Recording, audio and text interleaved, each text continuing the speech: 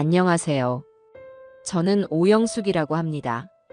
정말 어처구니 없던 제 이야기 좀 들어주세요. 저는 시장 모퉁이에서 작은 한식당을 합니다.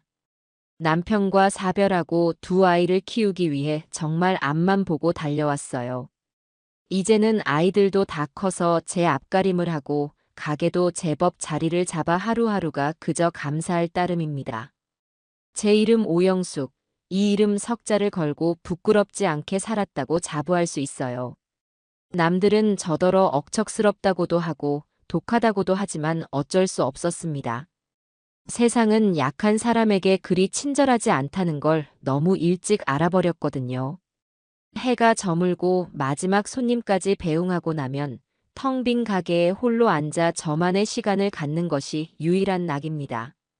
고된 하루의 피로가 눅진하게 어깨를 눌러와도 정성껏 끓여낸 찌개 냄새와 손님들의 웃음소리가 배어있는 이 공간은 제게 무엇과도 바꿀 수 없는 안식처죠.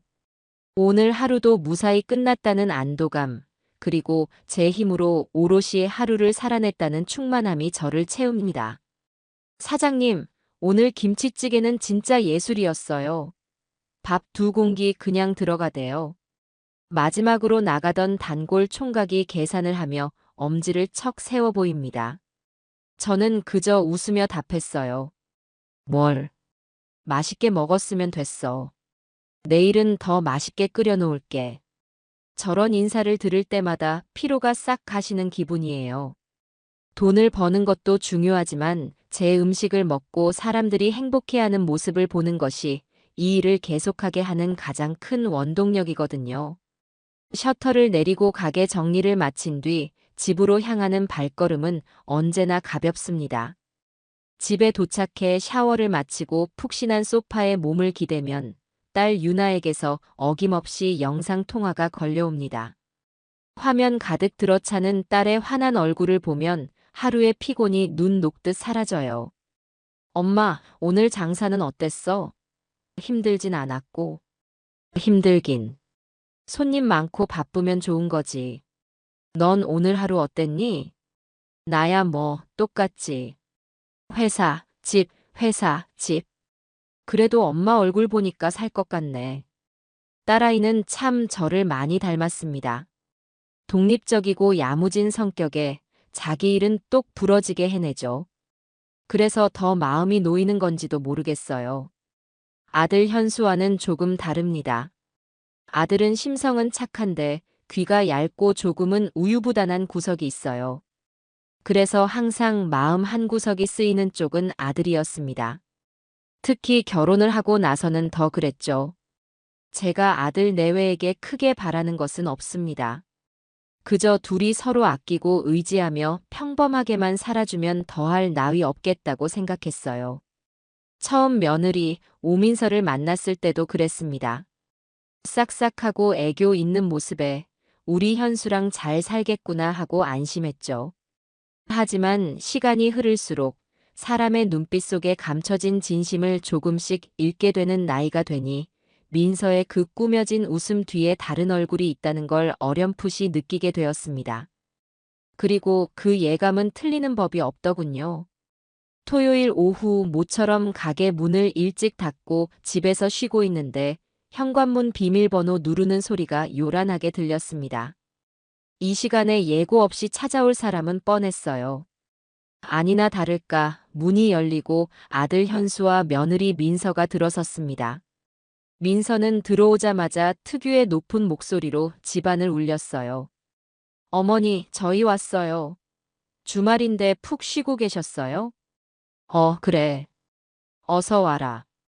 연락도 없이 웬일이냐? 제 말은 들리지도 않는지 민서는 거실 소파에 풀썩 주저앉으며 자기가 들고 온 쇼핑백을 테이블 위에 탁 내려놓습니다. 하얀 바탕에 검은색 로고가 선명한 제가 봐도 수백만 원은 좋게 넘어 보이는 가방이었습니다. 어머니, 이거 어때요? 이번 시즌 신상이래요. 제가 안목이 좀 있잖아요. 이거 하나 드니까 사람이 확 살아 보이지 않아요? 저는 아무 대답도 하지 않고 부엌으로 가 물을 끓이기 시작했습니다. 현수는 제 눈치를 보며 머쓱하게 웃더군요. 엄마, 그게 아니라 근처에 볼 일이 있어서 왔다가 엄마 생각나서 들렀지. 그래, 잘 왔다. 저녁은 먹었고. 아니요, 아직요. 어머니 손맛이 그리워서 쫄쫄 굶고 왔죠. 민서가 능청스럽게 대꾸하며 제 뒤를 따라 부엌으로 옵니다. 그러고는 식탁 의자에 앉아 턱을 괜 채 제 행동 하나하나를 뜯어보듯 구경했어요. 그 시선이 참 불편하고 거슬렸습니다. 마치 자신의 영역을 살피는 고양이 같았다고나 할까요? 저는 묵묵히 냉장고에서 반찬을 꺼내고 급하게 찌개를 끓이기 시작했습니다. 식사를 하는 내내 민서의 입은 쉬지 않았습니다. 어디서 뭘 봤는지, 친구 누구는 남편이 뭘 사줬는지, 어느 연예인이 어디로 해외여행을 갔는지. 온통 돈과 과시로 가득 찬 이야기뿐이었어요. 저는 별다른 대꾸 없이 밥만 먹었고 아들 현수는 어색한 분위기를 무마하려 애쓰며 민서의 말에 맞장구를 쳐주었습니다. 맞아, 민서 친구 남편이 이번에 승진해서 차를 바꿔줬다더라고. 대단하지, 엄마. 남의 집 자랑 들어서 뭐하니? 너희나 잘 살면 되지. 제 퉁명스러운 대답에 식탁 분위기가 순간 싸늘해졌어요. 민서의 숟가락질이 잠시 멈칫하는 것이 보였습니다. 하지만 이내 표정을 바꾸며 다시 생긋 웃더군요. 에이, 어머니. 저희야 당연히 잘 살죠. 현수 씨가 저한테 얼마나 잘하는데요. 그렇죠, 여보. 민서는 현수의 팔짱을 끼며 애교를 부렸고 현수는 그저 허허 웃기만 했습니다. 저 우유부단한 아들 녀석을 어쩌면 좋을까. 속에서 천불이 났지만 애써 밥을 삼켰습니다. 오랜만에 찾아온 자식들 앞에서 쓴소리를 하고 싶지는 않았거든요. 식사가 끝나고 과일을 내오자 민서는 기다렸다는 듯 본론을 꺼내기 시작했습니다. 그게 오늘 이곳에 온 진짜 목적이라는 걸 저는 이미 알고 있었어요. 어머니, 가게는 요즘 어떠세요? 장사 잘 되시죠? 그냥 그렇지 뭐. 입에 풀칠할 정도는 번다. 에이, 어머니는 맨날 엄살이셔. 시장에서 어머니 가게가 제일 잘 되는 거 소문 다 났는데. 어머니 보면 정말 대단하다는 생각밖에 안 들어요. 여자 혼자 몸으로 그렇게 자수성가하시고 밑밥을 까는 솜씨가 보통이 아니었습니다. 하지만 저런 얄팍한 칭찬에 넘어갈 제가 아니죠. 저는 말없이 사과만 깎았습니다. 제 반응이 없자 민서는 조금 더 노골적으로 파고들었어요. 그래서 말인데, 어머니. 저도 어머니처럼 제 사업 한번 해볼까 봐요. 사업? 네. 요즘 인스타그램 보면 다들 자기 쇼핑몰 하나씩은 하잖아요. 제가 패션 감각이 좀 남다르다는 소리 많이 듣거든요. 청담동에 작게 편집숍 하나 차리면 완전 대박 날 것 같은데. 목소리는 한껏 들떠 있었지만 그 눈은 제 얼굴에서 떠나지 않고 반응을 살피고 있었습니다. 저는 깎던 사과를 접시에 내려놓고 민서를 똑바로 쳐다보며 말했습니다. 사업이 무슨 애들 장난인 줄 아니? 네. 아니요. 장난이라니요. 저 정말 진지하게 생각하고 있어요. 시장 조사도 다 해봤고요. 입지 좋은 곳도 알아봤다니까요. 그래서 사업 계획서는 써봤고, 초기 자본금은 얼마가 들고 예상 수익은 어떻고 손익분기점은 언제쯤으로 예상하는데, 만약 3개월 안에 자리를 못 잡으면 어떻게 할 건지 그런 계획은 다 세워봤어. 제 논리적인 질문에 민서의 얼굴이 살짝 굳었습니다. 동공이 흔들리는 게 보였어요. 아마 그런 것까지는 생각해 본 적도 없겠죠. 그저 화려한 사장님 역할 놀이를 하고 싶었을 뿐일 겁니다. 그런 건 차차 알아가면서 하면 되죠. 처음부터 어떻게 완벽하게 해요. 어머니도 처음부터 다 알고 시작하신 건 아니잖아요. 나는 목숨 걸고 했다. 가게 보증금 빼면 당장 길바닥에 나앉아야 할 판이었으니까. 하루에 3시간씩 자면서 안 해본 일이 없어. 너처럼 한번 해볼까 하는 가벼운 마음으로 시작한 게 아니란 말이다. 제 목소리에는 저도 모르게 날이 서 있었어요. 제 지난 세월을 저런 철없는 아이의 치기 어린 꿈과 비교하는 것 자체가 모욕처럼 느껴졌습니다. 분위기는 완전히 얼어붙었고 아들 현수가 안절부절 못하며 끼어들었습니다. 엄마, 그만해. 민서도 그냥 한번 해본 소리지. 너무 진지하게 받아들이지 마. 아니에요, 여보. 어머니 말씀이 다 맞아요. 제가 생각이 짧았네요. 민서는 금세 시무룩한 표정을 지으며 고개를 숙였습니다. 하지만 저는 압니다. 저건 진심 어린 반성이 아니라 작전상 후퇴라는 것을요. 오늘 당장 목적을 달성하기는 글렀다고 판단하고 다음을 기약하는 것뿐입니다. 저는 더 이상 아무 말도 하지 않았어요. 그들은 어색한 분위기 속에서 과일을 몇 조각 더 집어먹더니 이내 자리에서 일어났습니다. 어머니, 그럼 저희 그만 가볼게요. 푹 쉬세요. 그래, 조심해서 가라. 현관문을 닫고 돌아서는데 온몸의 기운이 쑥 빠져나가는 기분이었습니다. 그저 피곤한 주말 저녁으로 끝날 줄 알았던 이 만남은 앞으로 닥쳐올 거대한 폭풍의 서막에 불과하다는 것을 그때는 어렴풋이 짐작만 할 뿐이었어요. 하지만 한 가지는 확실했습니다. 저는 제 피와 땀으로 이룬 것들을 저런 허영심 가득한 며느리의 장난감 값으로 내어줄 생각이 눈곱만큼도 없다는 사실 말입니다. 제 인생은 제가 지켜야 하니까요. 그 주말이 지나고 며칠 동안은 아무런 연락이 없었습니다. 저는 폭풍이 지나간 뒤의 고요함이라고 생각했어요. 민서가 제 풀에 지쳐 포기했거나 아니면 제 단호한 태도에 무언가 깨달은 바가 있기를 바랐는지도 모릅니다. 하지만 그건 저의 어리석고 순진한 착각이었습니다. 그것은 폭풍이 지나간 것이 아니라 더 큰 폭풍을 몰고 오기 위한 숨 고르기에 불과했죠. 평소처럼 가게 문을 열고 분주한 오전을 보낸 뒤 점심시간이 끝나갈 무렵이었습니다. 잠시 의자에 앉아 숨을 돌리는데 휴대폰이 띵 하고 울렸어요. 민서에게서 온 문자였습니다. 어머니, 이 가게 자리 한 번만 봐주세요. 완전 대박 예감. 링크. 저는 링크를 누르지 않았습니다. 누르지 않아도 그 안에 무엇이 들어있을지 훤히 보였기 때문이에요. 분명 번쩍이는 인테리어에 임대문의 딱지가 붙어있는 강남 어느 건물의 사진이겠죠. 저는 휴대폰을 그냥 테이블 위에 뒤집어 놓았습니다. 무시가 답일 때도 있는 법이니까요.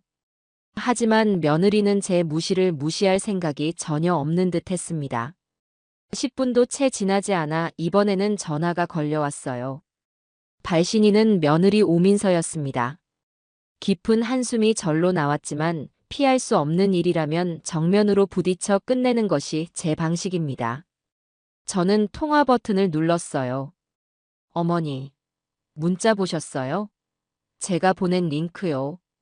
수화기 너머로 들려오는 목소리는 지난 주말의 어색함은 흔적도 없이 사라진 채 다시 한껏 들떠 있었습니다. 안 봤다. 아, 왜요?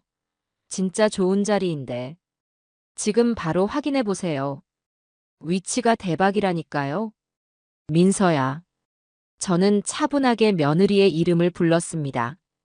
제 침착한 목소리에 민서도 순간 말문이 막혔는지 수화기 너머가 조용해졌어요. 너 그 가게 보증금이 얼만 줄은 알고 월세는 얼마인지 권리금은 있는지 그런 건 다 알아보고 나한테 전화한 거니? 아, 그건 만나서 얘기하면 되죠. 일단 자리가 중요한 거잖아요. 자리가 좋아야 손님도 많이 오고. 만나서 누구랑 얘기를 해? 건물주랑? 그 사람들은 너한테 조금이라도 더 비싸게 세를 놓으려는 사람들이야. 아무것도 모르는 사람이 가서 어물쩍거리면 눈 뜨고 코 베이는 곳이 그 바닥이다. 장사가 그렇게 만만해 보여? 아니, 만만하게 보는 게 아니라 어머니, 제 말은 그게 아니잖아요. 일단 시작을 해야. 시작? 뭘로? 돈은 어디서 나서 시작할 건데? 너 혹시 현수 이름으로 대출이라도 받을 생각이니? 아니면 모아둔 돈이라도 있어? 제 단도직입적인 질문에 민서는 잠시 말을 잇지 못했습니다. 아마 어머니가 당연히 해주시겠지라는 생각 외에는 아무런 대책도 없었을 겁니다. 그러니까 어머니께서 조금만. 나는 못한다. 저는 며느리의 말이 끝나기도 전에 단호하게 잘랐습니다. 더 이상 애둘러 말할 필요도 그럴 가치도 없다고 판단했어요. 제가 현수 씨 와이프잖아요. 어머니 며느리고요. 아들이 잘 되길 바라시는 마음 아니세요? 제가 돈 벌어서 현수 씨 호강시켜 주려는 거지 제가 다 쓰려는 게 아니라고요. 이제는 아들을 방패 삼아 저를 공격하기 시작합니다. 참으로 뻔하고 유치한 수법이었어요. 현수는 지금 다니는 회사 잘 다니고 있다. 괜히 네 허영심 때문에 애 앞길 망칠 생각하지 마라. 그리고 한 가지만 분명히 하자꾸나. 나는 네 사업에 단돈 10원도 보태줄 생각이 없다. 이건 처음이자 마지막 통보다. 어머니, 어떻게 그런 말씀을. 더 할 말 없으면 끊는다. 나 바쁘다. 저는 민서가 뭐라 더 소리치기 전에 통화를 종료해버렸습니다. 휴대폰을 내려놓자 온몸에 힘이 빠지는 기분이 들었어요. 저 철없는 아이를 며느리라고 들인 제 아들의 안목도, 저런 아이에게 휘둘리고 있는 아들의 무력함도 모두가 제 속을 까맣게 태웠습니다. 저는 고개를 저으며 다시 주방으로 들어가 산더미처럼 쌓인 설거지를 하기 시작했어요. 차가운 물에 손을 담그고 그릇을 닦는 동안 복잡했던 머릿속이 조금은 정리되는 기분이었습니다. 그래, 이게 현실이야. 드라마처럼 우아하게 앉아 돈을 버는 게 아니라 이렇게 차가운 물에 손을 담그고 허리가 끊어질 듯 아파도 묵묵히 내 일을 해야만 내 노후를 지킬 수 있는 것. 그게 바로 제 인생이었으니까요. 그날 저녁 가게를 정리하고 있는데 이번에는 아들 현수에게서 전화가 왔습니다. 모르는 번호가 아니었지만 받고 싶지 않은 전화라는 걸 직감할 수 있었죠. 안 봐도 뻔했습니다. 며느리에게 닥달을 당하고 제게는 원망을 쏟아내기 위해 전화했을 겁니다. 여보세요. 엄마. 아들의 목소리는 잔뜩 기가 죽어 있었습니다. 그 목소리를 듣는 순간 제 마음 한구석이 또 무너져 내리는 것 같았어요. 자식 이기는 부모 없다는데 이럴 때마다 저는 속수무책으로 약해지곤 했습니다. 왜 그러냐 목소리가. 무슨 일 있어? 엄마 아까 민서랑 통화했다며. 꼭 그렇게까지 말해야 했어? 역시나. 저는 실망감을 감추고 최대한 침착하게 대답했습니다. 사실을 말한 것뿐이다. 안 되는 건 안 된다고 분명히 선을 그어야지. 어물쩍 넘어가면 서로에게 더 상처만 될 뿐이야. 그래도 엄마가 너무 단호하게 말해서 민서가 상처 많이 받았어. 하루 종일 울고불고 난리도 아니야. 걔가 원래 마음이 여려서. 마음이 여려. 제 귀를 의심했습니다. 저한테 전화해서 악다구니를 쓰던 그 목소리가 마음 여린 사람의 것이라고. 제 아들이지만 사람 보는 눈이 저렇게 없어서야 앞으로 험한 세상을 어떻게 살아갈까 눈앞이 캄캄했어요. 현수야, 너는 민서가 정말로 마음이 여린 아이라고 생각하니? 무슨 말이야 그게. 네 눈에는 민서가 진심으로 사업을 하고 싶어 하는 것처럼 보여? 아니면 그저 남들에게 과시하고 사장님 소리 들으면서 화려하게 살고 싶어 하는 것처럼 보여? 엄마, 어떻게 민서를 그렇게 봐? 걔가 얼마나 열정적으로 알아보고 다녔는데. 엄마는 걔 꿈을 그냥 허영심으로 치부해버리는 거잖아. 너무해 정말. 아들은 제 말을 이해하려 하지 않았습니다. 아니, 이미 아내의 말에 완벽하게 세뇌당해 다른 소리는 들으려 하지 않았죠. 저는 설득을 포기했습니다. 대신 아들을 위해 마지막으로 현실을 일깨워주기로 마음먹었어요. 그래, 좋다. 네 아내가 그렇게 열정적이고 꿈이 있다면 너희 둘 힘으로 한번 해봐. 은행에 가서 사업자 대출을 상담받아 보든 발로 뛰어서 투자를 받아보든. 왜 아무런 노력도 없이 내 돈만 바라보고 있는 건데? 세상에 공짜는 없어. 그건 너도 잘 알잖니. 엄마는 너희를 도와주지 않겠다는 게 아니야. 하지만 이건 아니야. 시작부터 남의 돈으로, 그것도 아무런 계획이나 대책도 없이 하려는 사업은 100이면 100망하게 되어 있어. 엄마는 내 아들이 빚더미에 올라앉는 걸 보고 싶지 않다. 내 말 무슨 뜻인지 알겠어? 제 진심 어린 충고에 아들은 한동안 말이 없었습니다. 제가 어릴 때부터 현수에게 늘 하던 말이 있었어요. 땀 흘리지 않은 돈은 네 돈이 아니다. 아마 그 말을 떠올리고 있었을지도 모르죠. 하지만 수화기 너머로 들려온 아들의 대답은 저를 또 한 번 절망하게 만들었습니다. 그래도 엄마가 조금만 도와주면 쉽게 갈 수 있는 길이 있는데 왜 굳이 어렵게 가라고만 해. 엄마는 돈 있잖아. 그 순간 무언가 제 머릿속에서 툭 하고 끊어지는 소리가 났습니다. 엄마는 돈 있잖아. 이 한마디가 비수처럼 날아와 제 가슴에 박혔어요. 제가 지난 수십 년간 잠 못 자고 밥 못 먹고 피땀 흘려 모은 돈이 아들에게는 그저 있는 돈일 뿐이었습니다. 아들에게 저는 더 이상 존경하는 어머니가 아니라 그저 돈 많은 늙은이, 필요할 때 돈을 꺼내 쓸 수 있는 지갑에 불과했던 겁니다. 그래, 나 돈 있다. 하지만 그 돈, 너한테 그렇게 쉽게 줄 수는 없구나. 저는 차갑게 말하고 전화를 끊었습니다. 더 이상 대화를 이어갈 힘도 의지도 남아있지 않았어요. 텅 빈 가게에 홀로 서서 저는 한참을 움직이지 못했습니다.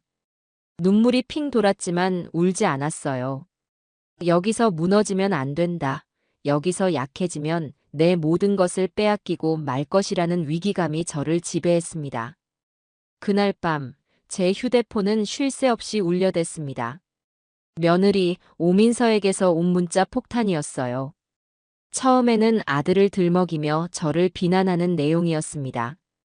어머니 때문에 현수 씨가 저랑 엄청 싸웠어요. 어떻게 아들을 그렇게 매정하게 대하세요? 어머니는 현수 씨가 잘 되는 게 그렇게 싫으세요? 저희가 잘 돼야 어머니도 좋은 거 아니에요? 저는 답장하지 않았습니다. 그러자 내용은 점점 더 감정적이고 공격적으로 변해갔어요. 어머니 진짜 이기적이시네요. 돈 좀 있다고 사람을 이렇게 무시해요? 그깟 돈 죽으면 싸가지고 갈 것도 아니잖아요. 왜 그렇게 움켜쥐고 계세요? 저는 그 모든 문자를 묵묵히 읽으며 하나도 빠짐없이 캡처해서 따로 폴더를 만들어 저장했습니다. 제 감정은 분노를 넘어 차가운 냉소로 변해가고 있었어요. 그래, 어디까지 가나 한번 해보자. 네 바닥이 어디까지인지 내가 똑똑히 봐주마. 마지막 문자는 거의 저주에 가까웠습니다. 두고 보세요. 어머니가 오늘 저희한테 어떻게 했는지 절대 안 잊을 거예요. 현수 씨도 어머니한테 엄청 실망했다고요. 나중에 후회해도 소용없을 줄 아세요. 저는 그 문자를 마지막으로 민서의 번호를 차단했습니다. 더 이상 저 저급한 감정의 쓰레기통이 되어줄 생각은 없었어요. 창밖은 칠흑같이 어두웠고 제 마음은 그보다 더 깊은 어둠 속으로 가라앉는 기분이었습니다. 하지만 동시에 제 안에 무언가가 더 단단해지고 있음을 느꼈습니다. 이제 이것은 단순히 돈 문제가 아니었어요. 이것은 제 인생과 존엄을 지키기 위한 싸움이었습니다. 그리고 저는 이 싸움에서 절대로 질 생각이 없었습니다. 며느리의 번호를 차단하고 나니 세상이 한결 조용해졌습니다. 며칠 동안은 전화벨 소리나 문자 알림 소리에 움찔하던 것도 사라졌죠. 저는 다시 제 일상으로 돌아가기 위해 노력했어요. 아침 일찍 일어나 가게 문을 열고 정성껏 음식을 만들고 손님들을 맞이했습니다. 아무 일도 없었던 것처럼요. 하지만 제 마음속에 생긴 생채기는 쉽게 아물지 않았습니다. 아들이 했던 말, 엄마는 돈 있잖아. 그 말이 마치 고장난 녹음기처럼 머릿속에서 계속 맴돌았어요. 주말을 앞둔 금요일 저녁 가게 정리를 마친 뒤 딸 유나에게 전화했습니다. 제 목소리를 듣고 무슨 일이 있음을 직감했는지 유나가 걱정스럽게 물었어요. 엄마, 목소리가 왜 그래? 무슨 일 있어? 저는 지난 며칠간 있었던 일을 전부 털어놓았습니다. 며느리의 터무니없는 사업 계획부터 돈을 요구하던 전화, 그리고 아들의 실망스러운 반응과 며느리가 보낸 폭언 문자까지. 한참을 잠자코 듣고 있던 유나가 깊은 한숨을 내쉬며 말했습니다. 내가 이럴 줄 알았어, 엄마. 뭘? 그 여자 오민서. 처음부터 정상은 아니라고 생각했어. 지난번 가족 모임 때 기억나? 엄마가 용돈 하라고 20만 원 줬을 때 뒤돌아서면서 입술 삐죽거리던 거 나 똑똑히 봤어. 아마 이것밖에 안 주나 하고 생각했을걸. 저는 기억나지 않는 일이었습니다. 그때는 그저 며느리가 싹싹하게 감사합니다, 어머니. 하고 웃던 모습만 기억에 남아 있었거든요. 사람의 좋은 면만 보려 했던 제 어리석음이 한심하게 느껴졌습니다. 엄마, 걔 완전 제정신 아니야. SNS에 빠져서 사는 애야. 온통 명품이랑 호텔, 비싼 레스토랑 사진밖에 없어. 걔한테 사업은 그냥 또 하나의 과시용 아이템일 뿐이라고. 절대 돈 주면 안 돼. 단 한 푼도.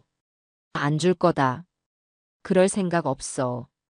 혹시라도 현수 오빠가 불쌍해서 마음 약해지면 안 돼. 오빠도 문제야. 어떻게 자기 마누라가 엄마한테 그러는 걸 가만히 보고만 있어? 그것도 한통속이지. 엄마, 당분간 둘 다 만나주지도 말고 연락도 받지 마. 무슨 짓을 할지 몰라. 딸의 경고는 그냥 하는 소리가 아니었습니다. 유나는 저보다 훨씬 더 냉정하고 현실적으로 상황을 보고 있었어요. 저는 딸의 말이 맞다고 생각했습니다. 당분간은 그들을 멀리하고 제 자신을 지키는데 집중해야겠다고 마음먹었죠. 하지만 제 의지와는 상관없이 불행은 예고 없이 찾아왔습니다. 다음 날 토요일 점심시간이었습니다. 가게는 손님들로 발 디딜 틈 없이 붐볐어요. 저와 아르바이트생 한 명, 둘이서 눈코 뜰 새 없이 바쁘게 움직이고 있었죠. 한참 주문을 받고 음식을 나르는데 가게 문이 열리며 익숙한 얼굴이 들어섰습니다. 며느리 오민서였어요. 잔뜩 굳은 얼굴에 지난번과는 달리 값비싼 옷 대신 평범한 옷차림을 하고 있었습니다. 아마 동정심이라도 유발할 생각이었나 보죠. 저는 며느리를 못 본 척하고 제 일에만 집중했습니다. 하지만 민서는 곧장 제게로 걸어와 계산대 앞을 떡하니 막아섰습니다. 어머니, 잠깐 저 좀 보세요. 나 지금 바쁜 거 안 보이니? 할 말 있으면 나중에 해라. 아니요, 지금 해야겠어요. 어머니, 정말 이렇게까지 하실 거예요? 어떻게 며느리 전화를 그렇게 일방적으로 끊고 차단까지 할 수가 있으세요? 민서의 목소리는 제법 컸습니다. 가게 안에 있던 모든 손님들의 시선이 순식간에 저희에게로 쏠렸어요. 웅성거리는 소리가 들려왔습니다. 저는 장사를 하는 사람입니다. 가게의 평판과 분위기는 제게 생명과도 같아요. 여기서 소란을 피우는 것은 제 생계 수단을 망가뜨리겠다는 협박이나 다름없었습니다. 오민서. 여기가 어디라고 와서 소란이야? 손님들 식사하는 거 안 보여? 소란이요? 저는 지금 어머니랑 대화를 하러 온 거예요. 어머니가 제 말을 들어주시질 않잖아요. 자식한테 어떻게 이러세요? 현수 씨가 이 사실을 알면 얼마나 상심하겠어요? 또다시 아들을 걸고 넘어집니다. 주변 시선을 이용해 저를 압박하고 독한 시어머니 프레임을 씌워 제압하려는 속셈이 뻔히 보였어요. 하지만 저는 그런 얄팍한 수에 넘어갈 사람이 아니었습니다. 저는 들고 있던 행주를 내려놓고 민서를 똑바로 쳐다보며 나지막하지만 단호한 목소리로 말했습니다. 여기서 소란 한 번만 더 피우면 영업방해로 경찰에 신고하겠다. 네. 신고요? 내 가게다. 그리고 저분들은 내 손님들이야. 너 때문에 내 손님들 식사 시간 망치고 내 영업 망치는 거 나 더는 못 참아. 당장 나가지 않으면 나 정말 신고할 거야.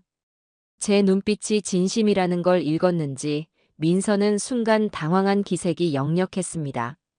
신고라는 말에 주춤하는 듯 했어요. 주변 손님들도 가게에서 무슨 짓이야. 젊은 사람이 예의가 없네라며 수군거리기 시작했습니다. 상황이 자신에게 불리하게 돌아간다는 것을 깨달은 민서는 저를 한번 쏘아붙이더니 분을 못 이긴 채 가게를 뛰쳐나갔습니다. 저는 손님들을 향해 고개를 숙여 사과했습니다. 죄송합니다. 소란을 피워서. 손님들은 괜찮다며 저를 위로해 주었지만 제 심장은 쿵쾅거리고 손은 미세하게 떨리고 있었어요. 분노와 모멸감, 그리고 불길한 예감이 온몸을 휘감았습니다. 저대로 순순히 물러날 아이가 아니라는 것을 저는 너무나도 잘 알고 있었기 때문입니다. 그 불길한 예감은 정확히 현실이 되었습니다. 그날 저녁 장사를 마치고 파김치가 된 몸으로 마트에서 장을 봐 집으로 향했습니다. 양손 가득 든 짐 때문에 엘리베이터에서 내리는 것조차 힘들었어요. 현관문 앞에 도착해 짐을 내려놓고 비밀번호를 누르려던 순간 어두운 복도 구석에서 그림자 하나가 쑥 튀어나왔습니다.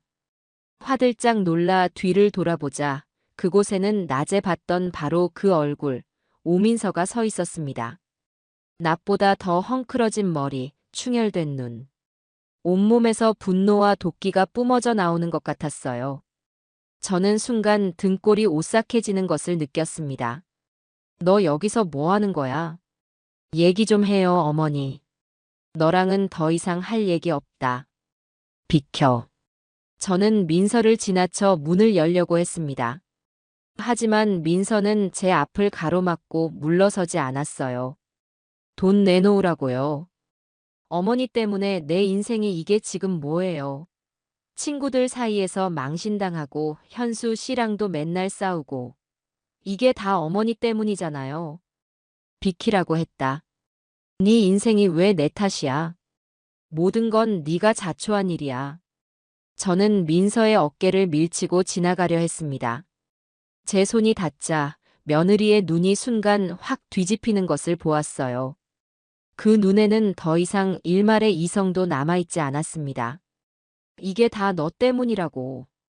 악에 바친 고함과 함께 민서는 제 어깨를 강하게 밀쳤습니다. 갑작스러운 힘에 저는 중심을 잃고 뒤로 휘청였고 등과 허리가 차가운 현관문 손잡이에 강하게 부딪혔습니다. 악! 하는 비명과 함께 저는 그대로 바닥에 주저앉고 말았어요.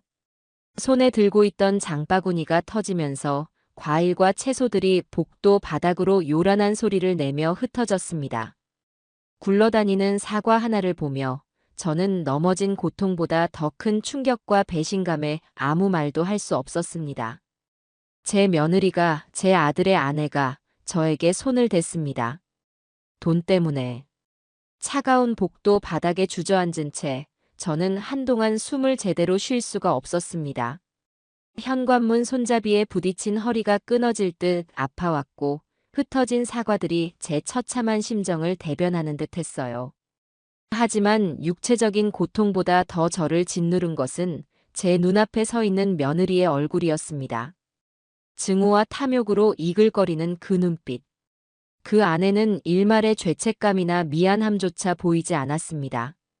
그저 자신의 목적을 방해하는 장애물을 치워버렸다는 듯한 차가운 표정뿐이었죠. 꼴 좋다. 그렇게 돈 움켜쥐고 있다가 꼴 좋게 됐네. 민서는 저를 향해 경멸적인 한마디를 내뱉고는 뒤도 돌아보지 않고 엘리베이터 쪽으로 향했습니다. 저는 그 뒷모습을 보며 제 안에 무언가가 완전히 부서져 내리는 동시에 다른 무언가가 얼음처럼 차갑고 단단하게 굳어지는 것을 느꼈습니다. 이제 용서나 화해 같은 단어는 제 인생에서 영원히 지워졌습니다. 저는 비틀거리며 벽을 짚고 일어섰습니다.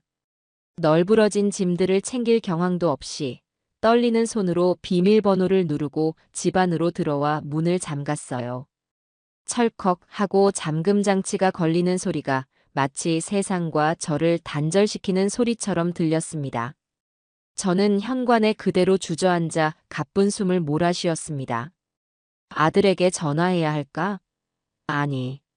이 사실을 알면 현수는 또 민서가 일부러 그런 게 아닐 거야라며 아내를 감싸고 저에게 용서를 강요하겠죠. 저는 더 이상 그런 아들의 어리석은 중재에 휘둘리고 싶지 않았습니다. 저는 휴대폰을 들어 딸 유나에게 전화를 걸었습니다. 신호음이 몇 번 울리고 딸의 밝은 목소리가 들려왔어요. 엄마, 웬일이야 이 시간에? 제 입에서는 단 한마디가 흘러나왔습니다. 제 의지와는 상관없이 목소리는 미세하게 떨리고 있었어요. 유나야, 민서가 나 밀쳤다. 수화기 너머로 순간 정적이 흘렀습니다. 딸은 제 목소리만으로도 상황의 심각성을 모두 파악한 듯 했어요. 뭐라고? 지금 어디야? 집이야? 다친 데는 없어. 허리를 문손잡이에 부딪혔어. 괜찮아. 뭐가 괜찮아? 기다려, 엄마. 나 지금 바로 갈게. 아무것도 하지 말고 그냥 그대로 있어. 유나는 다급하게 전화를 끊었습니다. 저는 휴대폰을 떨어뜨리다시피 내려놓고 거친 숨을 내쉬며 소파로 가 몸을 기댔습니다. 허리에서부터 욱신거리는 통증이 온몸으로 퍼져나가는 것 같았어요. 하지만 그보다 더 아픈 것은 산산조각 나버린 제 마음이었습니다. 30분쯤 지났을까 현관문에서 다급하게 문을 두드리는 소리가 들렸습니다. 유나였어요. 문을 열어주자 유나는 제 얼굴을 살피고는 곧장 저를 부축해 소파에 앉혔습니다. 엄마, 허리 좀 보자. 어디? 제가 허리를 가리키자 유나는 조심스럽게 제 옷을 들추어 보더니 얼굴을 굳혔습니다. 이미 시퍼렇게 멍이 들기 시작하고 있었어요. 미친 거 아니야, 진짜. 유나의 입에서 거친 욕설이 튀어나왔습니다. 딸은 주먹을 꽉 쥔 채 부들부들 떨고 있었어요. 하지만 곧 냉정을 되찾고는 제 손을 꽉 잡으며 말했습니다. 엄마, 지금 당장 응급실 가자. 가서 진단서부터 끊어야 해. 됐어. 뭘 병원까지. 안 돼. 가야 해. 이건 그냥 넘어가면 안 될 일이야. 엄마가 지금 약하게 나가면 다음에는 저 여자가 무슨 짓을 할지 몰라.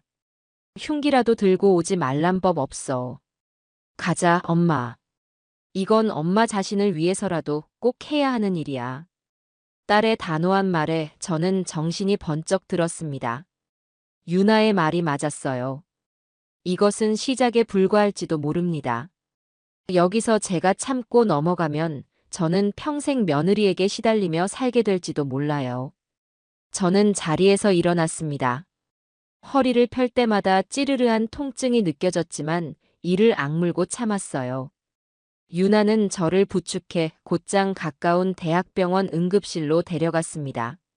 하얀 조명 아래 의사는 제 허리를 살펴보더니 엑스레이를 찍어보자고 했어요. 다행히 뼈에는 이상이 없었지만 근육이 심하게 놀라고 타박상이 심해 전치 2주 진단이 나왔습니다. 유나는 의사에게 진단서를 발급해달라고 정식으로 요청했고 우리는 요추부 타박상, 2주간의 안전가료를 요함이라고 적힌 서류 한 장을 손에 쥐고 병원을 나왔습니다. 차갑고 얇은 종이 한 장이었지만 그것은 제게 천군만마와도 같았습니다. 집으로 돌아오는 길에 유나가 침묵을 깨고 말했습니다. 엄마, 아파트 복도에 CCTV 있지? 있을 거야, 아마. 내일 아침에 바로 관리사무소 가서 어제 저녁 영상부터 확보해야 해. 혹시라도 그 여자가 발뺌할지 모르니까. 딸은 저보다 훨씬 더 치밀하고 냉정했습니다. 그 모습이 어찌나 든든하고 고마운지 눈물이 핑 돌았어요. 집에 도착한 우리는 먼저 현관문 앞에 널브러져 있던 식료품들을 치웠습니다. 뭉개진 두부와 깨진 계란을 닦아내며 저는 제 부서진 마음을 닦아내는 기분이었습니다. 다음 날 아침, 저와 유나는 곧장 아파트 관리사무소로 향했습니다. 관리소장에게 자초지종을 설명하자 그는 잠시 난처한 표정을 짓더니 경찰 동행 없이는 영상을 보여줄 수 없다고 말했어요. 그럼 경찰을 부르면 되겠네요.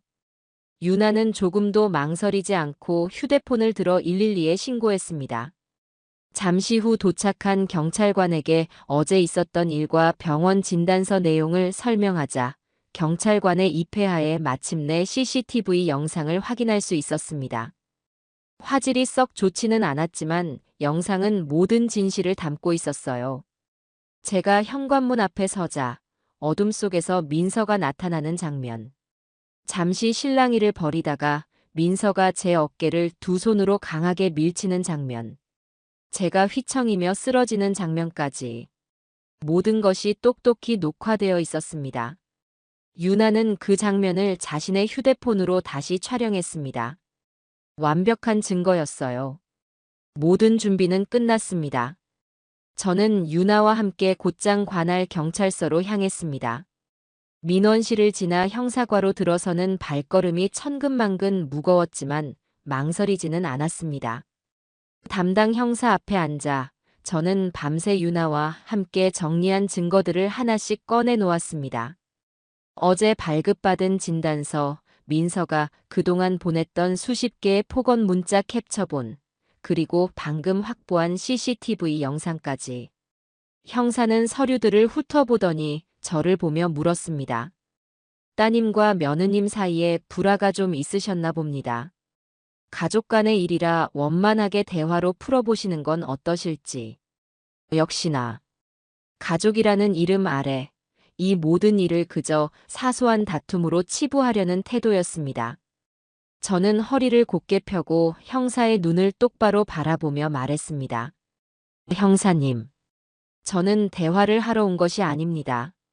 제 며느리가 저를 밀쳐서 전치 2주의 상해를 입었습니다. 이것은 가족 간의 다툼이 아니라 명백한 범죄 행위입니다. 저는 제 며느리 오민서를 저를 밀친 행위에 대해 정식으로 고소하러 왔습니다. 제 목소리는 떨리지 않았습니다. 제 눈빛에도 흔들림은 없었어요. 제 단호한 태도에 형사의 표정이 조금 바뀌는 것을 느낄 수 있었습니다. 그는 더 이상 원만한 해결 같은 말을 꺼내지 않고 고소장 양식을 제 앞으로 내밀었습니다. 알겠습니다, 어머님. 그럼 이쪽의 인적 사항과 피해 사실을 자세하게 기재해 주십시오. 저는 펜을 들어 또박또박 제 이름과 주소, 그리고 며느리 오민서의 이름을 적어 내려갔습니다. 한 글자 한 글자를 쓸 때마다 저는 제 인생의 주도권을 되찾아오는 기분이었습니다. 더 이상 피해자로 숨죽이고 살지 않겠다는, 내게 가해진 부당한 행동에 대해 정당한 대가를 치르게 하겠다는 차가운 결심이 제 펜 끝에서 단단하게 새겨지고 있었습니다. 고소장 작성을 마친 저는 제 인생에서 가장 중요한 서명을 하고 경찰서를 나왔습니다. 하늘은 어제와 똑같이 푸르렀지만 제게는 전혀 다른 세상처럼 느껴졌어요. 이제 주사위는 던져졌습니다. 경찰서에 고소장을 접수하고 돌아온 다음 날, 저는 평소처럼 가게 문을 열었습니다. 제 일상은 조금도 달라지지 않았어요. 하지만 제 주변의 세상은 제가 던진 작은 돌멩이 하나의 거대한 파문이 일듯 요동치기 시작했습니다. 가장 먼저 연락이 온 사람은 아들 현수였습니다. 경찰로부터 정식으로 사건이 접수되었고 아내인 오민서가 피고소인 신분으로 조사를 받아야 한다는 통보를 받은 모양이었어요. 점심 장사가 끝나갈 무렵 가게 문이 거칠게 열리고 현수가 헬쑥한 얼굴로 들어섰습니다. 그의 얼굴에는 당혹감과 분노, 그리고 일말의 애원이 뒤섞여 있었어요. 저는 말없이 그를 가게 안쪽의 작은 테이블로 이끌었습니다. 엄마, 이게 대체 어떻게 된 일이야? 경찰이라니? 고소라니? 엄마, 정말이야? 현수는 제 앞에 앉자마자 쏟아내듯 물었습니다.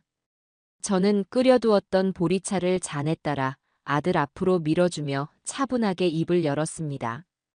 그래, 전부 사실이다.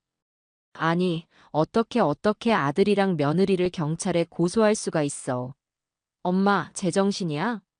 민서가 잘못한 건 알겠는데, 그래도 이건 아니잖아. 가족끼리 어떻게 이럴 수가 있냐고. 아들은 제게 따지듯 소리쳤습니다. 그의 눈에는 제가 가족을 파괴하려는 가해자로 비치는 듯 했어요. 저는 조금도 동요하지 않고 아들의 눈을 똑바로 바라보았습니다. 현수야. 그럼 가족끼리는 사람을 밀쳐서 다치게 해도 되는 거니? 가족이라는 이름으로 모든 걸 덮고 용서해야만 하는 거야? 그게 네가 생각하는 가족이니? 그건 민서가 일부러 그런 게 아니었을 거야. 그날 술을 마셨다거나 아니면 스트레스가 너무 심해서 자기도 모르게. 술은 무슨. 그 애는 맨정신이었어. 그리고 스트레스? 그럼 스트레스 받으면 아무나 붙잡고 밀쳐도 되는 거였구나. 몰랐네. 그럼 나도 스트레스 받았으니 누군가 하나 붙잡고 밀쳐도 되는 거냐? 제 냉정한 반박에 현수는 말을 잇지 못하고 입술만 달싹였습니다. 변명거리를 찾으려 애쓰는 얼굴이었지만 제 논리 앞에서 그 어떤 말도 힘을 얻지 못했어요. 엄마는 네가 오기 전에 먼저 네 아내에게 기회를 줬다. 식당까지 찾아와서 소란을 피울 때도 나는 조용히 내보내는 걸로 끝냈어. 하지만 그 애는 내 집 앞까지 쫓아와서 나를 밀어 넘어뜨렸다. 그러고는 사과는커녕 꼴 좋다는 말만 남기고 사라졌지. 이게 네가 말하는 실수니? 저는 담담하게 사실을 나열했습니다. 제 입에서 나오는 말들이 비수가 되어 아들의 가슴에 박히는 것을 똑똑히 보았습니다. 현수의 얼굴이 하얗게 질려갔어요. 그제야 상황이 자신이 생각했던 것보다 훨씬 더 심각하다는 것을 깨닫기 시작한 모양입니다. 엄마, 그래도 고소는 너무 심하잖아. 민서 인생에 빨간 줄 그이면 어떡해. 걔 인생 망치려고 작정한 거야? 아들의 목소리는 아까의 분노는 사라지고 이제 애원으로 변해 있었습니다. 하지만 저는 흔들리지 않았어요. 네 아내 인생은 네 아내가 망친 거지 내가 망친 게 아니다. 모든 행동에는 책임이 따르는 법이야. 그 애는 이제 그 책임을 져야 할 때가 온 것뿐이다. 제가 자리에서 일어나려 하자 현수는 갑자기 의자에서 내려와 제 앞에 무릎을 꿇었습니다. 쿵 하는 소리가 가게 안에 무겁게 울려 퍼졌어요. 엄마, 제발. 내가 잘못했어. 내가 대신 사과할게. 제발 고소만은 취하해줘. 응? 엄마, 제발. 아들은 제 바짓가랑이를 붙잡고 애원했습니다. 하지만 저는 그런 아들을 그저 차갑게 내려다볼 뿐이었어요. 동정심이 들지 않았다면 거짓말이겠죠. 제 배 아파 낳은 자식이 저렇게 무너지는 모습을 보는 어미의 마음이 어찌 편하겠습니까? 하지만 저는 알았습니다. 여기서 제가 마음이 약해져 아들의 손을 잡아 일으키는 순간 저는 평생을 후회하게 될 것이라는 것을요. 일어나라, 김현수. 엄마는 너를 이렇게 키우지 않았다. 네가 지금 빌어야 할 대상은 내가 아니야. 너는 네 인생을 저렇게 망가뜨리도록 방치한 너 자신에게 빌어야지. 그리고 네가 지켜야 할 것은 네 아내의 망가진 인생이 아니라 앞으로 네가 살아갈 너 자신의 인생이다. 저는 아들의 손을 뿌리치고 안쪽 주방으로 들어가 버렸습니다. 등 뒤로 아들의 흐느끼는 소리가 들려왔지만 돌아보지 않았어요. 한참의 시간이 흐른 뒤 가게 문이 열렸다가 셔터가 내려오는 소리가 들렸습니다. 아들이 돌아간 것이겠죠. 저는 그제야 주방 구석에 주저앉아 눈을 감았습니다. 가슴이 찢어지는 듯 아파왔지만 후회는 없었습니다. 이것이 제 아들이 성장하기 위해 반드시 겪어야 할 성장통이라면 어미인 제가 기꺼이 악역이 되어주리라 다짐했습니다. 아들이 다녀간 다음 날 오후, 이번에는 며느리 민서가 직접 저희 집 현관벨을 눌렀습니다. 인터폰 화면에 나타난 민서의 모습은 가관이었어요. 평소에 화려한 화장과 명품 옷은 온데간데 없고 색바랜 티셔츠에 화장기 없는 푸석한 얼굴을 하고 있었습니다. 손에는 동네 마트에서 급하게 산 듯한 비닐에 포장된 과일 바구니가 들려 있었죠. 저는 보안 체인을 건 채로 문을 아주 조금만 열었습니다. 무슨 일이니? 차가운 제 목소리에 민서는 화들짝 놀라며 고개를 들었습니다. 그러고는 금세 눈에 눈물이 그렁그렁 맺히더군요. 어머니, 제가 죽을 죄를 지었어요. 정말 죄송합니다. 민서는 문틈으로 저를 보자마자 바닥에 엎드려 울기 시작했습니다. 하지만 그 눈물에서는 단 한 방울의 진심도 느껴지지 않았어요. 그저 이 위기를 모면하기 위한 계산된 연기라는 것을 한눈에 알 수 있었습니다. 그래서 뭐가 그렇게 죄송한데? 네. 아, 그게 제가 어머니께 손찌검을. 아니, 어머니를 밀친 거요. 제가 정말 미쳤었나 봐요. 어떻게 어머니께 그런 짓을. 손찌검이 아니라 나를 밀어서 전치 2주의 상해를 입힌 거지. 정확히 말해야지. 저는 차갑게 사실을 정정해 주었습니다. 제 말에 민서의 울음소리가 순간 멈칫했어요. 그리고 내가 왜 거기 서 있었는지 기억은 나니? 네가 내게 무슨 말을 했는지도? 제가 날카롭게 묻자 민서는 당황한 듯 눈동자를 굴렸습니다. 아마 그런 구체적인 것까지는 생각지도 못했겠죠. 그저 울고 빌면 모든 것이 해결될 것이라 믿었을 겁니다. 그건 제가 너무 화가 나서. 기억이 안 나? 그럼 내가 알려주지. 너는 내 가게까지 찾아와서 행패를 부렸고 내 집 앞까지 쫓아와서 돈을 내놓으라며 악을 썼어. 그리고 내가 비키라고 하자 나를 밀치고는 꼴 좋다고 말하고 갔지.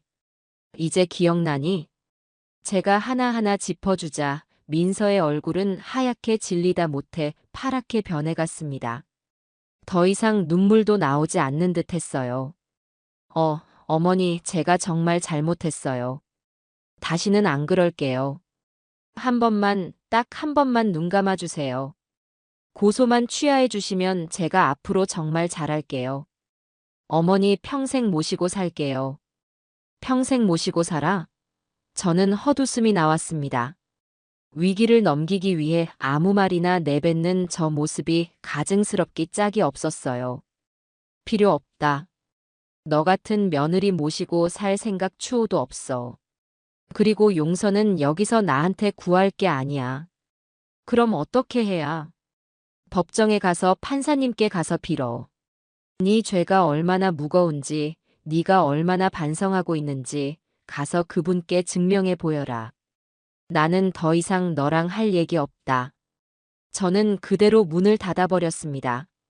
문 밖에서 어머니 하고 저를 부르는 소리가 들려왔지만 저는 거실 소파에 앉아 귀를 막았습니다.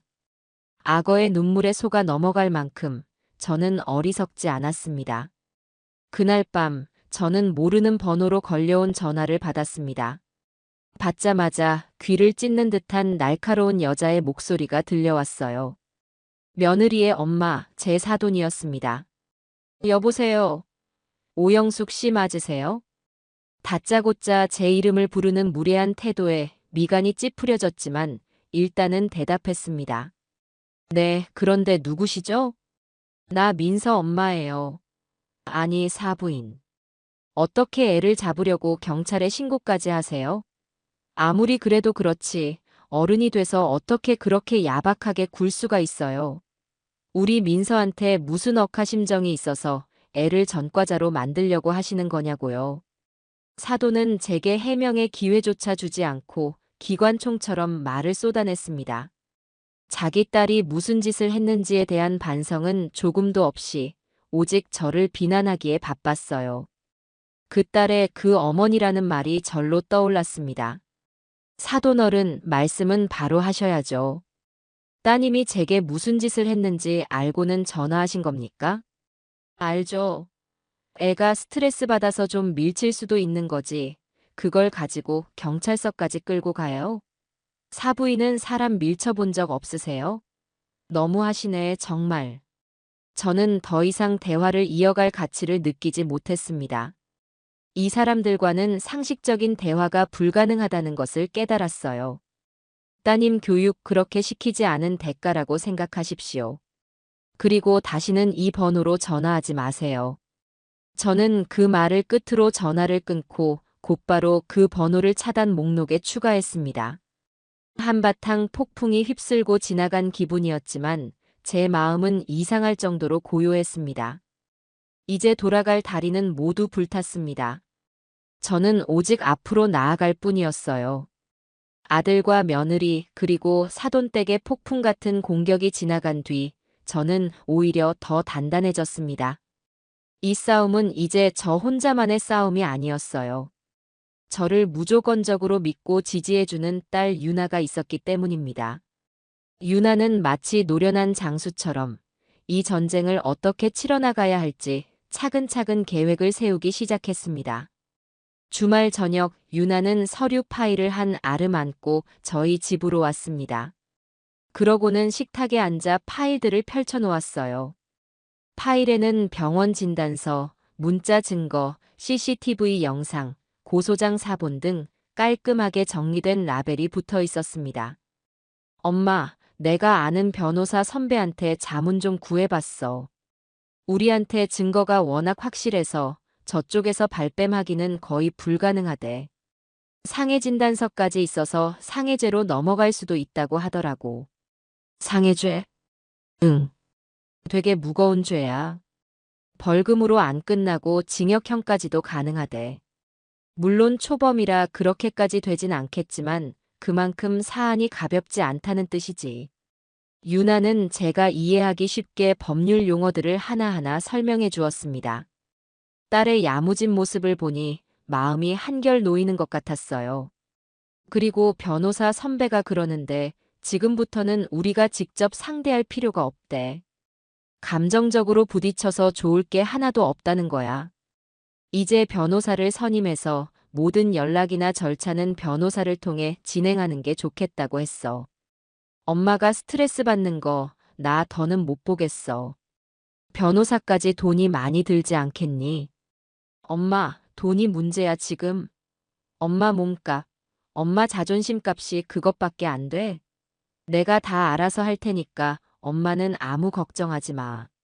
엄마는 그냥 평소처럼 식당 일 열심히 하고 밥 잘 챙겨 먹고 잠 푹 자면 돼. 나머지는 이 김유나가 다 알아서 할 거야.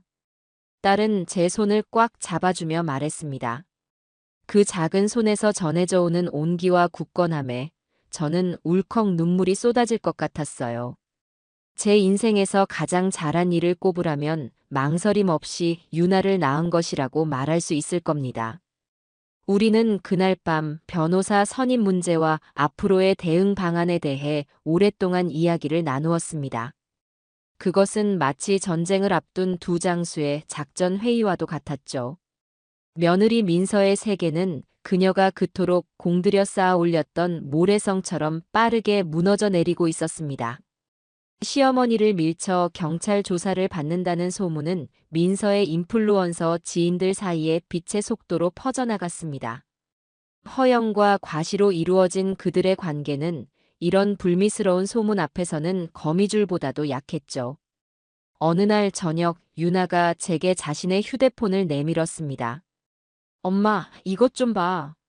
웃겨 아주. 화면에는 민서의 인스타그램 페이지가 열려 있었습니다. 가장 최근 게시물은 얼마 전 이 모든 사건이 터지기 직전에 올린 5성급 호텔 애프터눈 티세트 사진이었어요. 평소 같았으면 너무 예뻐요. 어디 호텔이에요? 같은 부러움 섞인 댓글들이 달렸겠지만 지금은 상황이 완전히 달라져 있었습니다.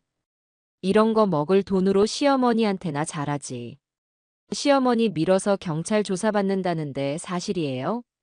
인성 대박이네.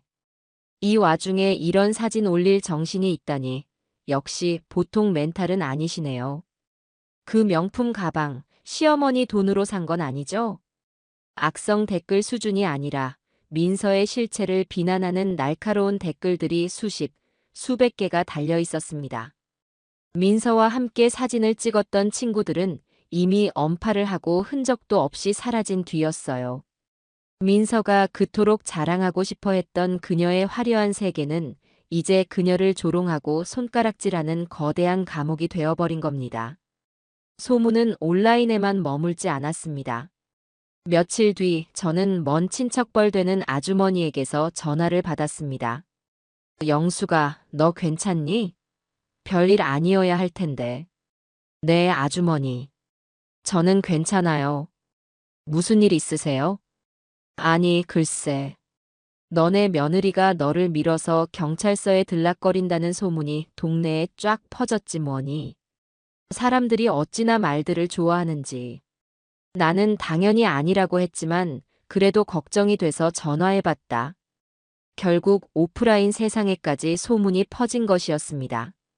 저는 아주머니께 걱정 끼쳐드려 죄송하다고 말하고 사실이라고 담담하게 인정했습니다. 이제 와서 숨길 이유도 숨길 수도 없는 일이 되어버렸으니까요. 그 통화를 끊고 저는 민서의 무너진 세상을 떠올렸습니다. 동정심은 들지 않았어요. 그저 인과응보, 사필귀정이라는 낡은 사자성어가 틀리지 않았음을 실감할 뿐이었습니다. 그 무렵 아들 현수에게서 다시 연락이 왔습니다. 이번에는 전화가 아니라 가게 문을 닫을 시간에 맞춰 저를 찾아왔어요. 며칠 사이에 얼굴이 반쪽이 되어 있었습니다. 그는 지난번처럼 소리치거나 애원하지 않았어요. 그저 텅 빈 눈으로 제 앞에 앉아 아주 힘겹게 입을 열었습니다. 엄마. 저는 대답 없이 아들을 바라보았습니다. 정말이야?